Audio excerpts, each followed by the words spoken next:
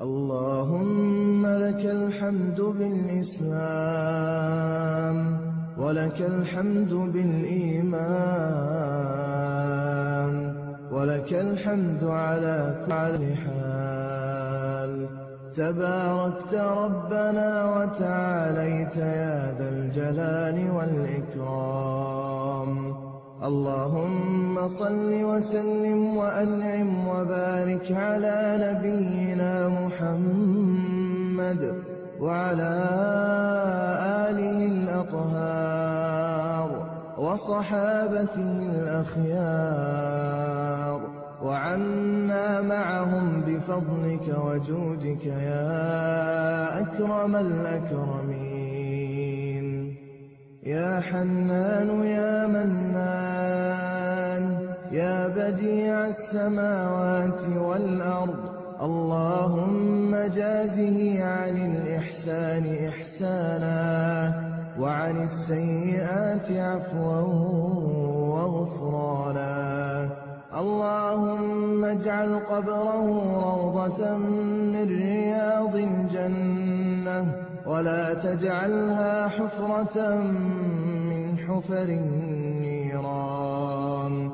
اللهم أنزله منازل الصديقين والشهداء والصالحين، وحسن أولئك رفيقا.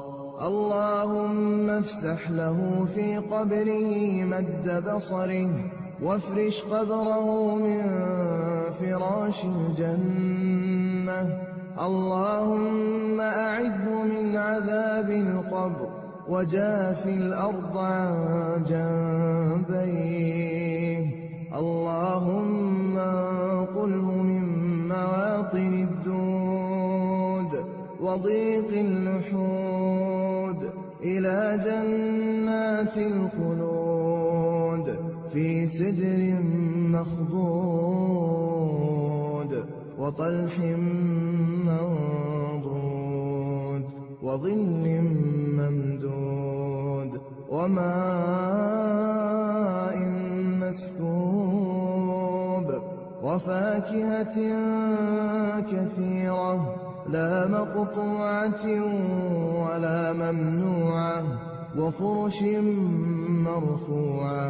اللهم استره تحت الأرض واستره يوم العرض، ولا تخزه يوم يبعثون، يوم لا ينفع مال ولا بنون إلا من أتى الله بقلب سليم. اللهم آمنه من فزع يوم القيامة ومن هول يوم القيامة، واجعل نفسه آمنة مطمئنة ولقنه حجته. اللهم يمن كتابه ويسر حسابه، وثقل بالحسنات ميزانه، وثبت على الصراط أقدامه، وأسكنه في أعلى الجنات في جوار نبيك ومصطفاك. اللهم اجعل عن يمينه نورا، وعن شماله نورا، ومن أمامه نورا، ومن فوقه نورا، حتى تبعثه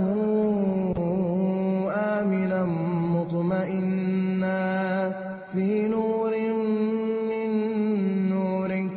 اللهم اغفر وارحم وتجاوز عما تعلم،